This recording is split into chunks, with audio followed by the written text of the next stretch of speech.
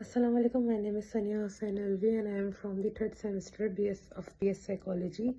From all of the lectures, I have chosen lecture number 3, in which we are going to talk about some famous personalities of Pakistan. First, we have Quaid-e-Azam.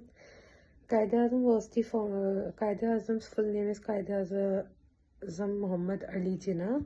He was the founder of Pakistan. He was born on 25th of December 1876 and died on 17th of September 1948. He was a barrister, politician, and the founder of Pakistan. Quaid-e-Azam Muhammad Ali Jinnah served as the leader of the All India Muslim League from 1913. He was the first governor general until his death. He is revered in Pakistan as the Quaid-e-Azam, which means great leader.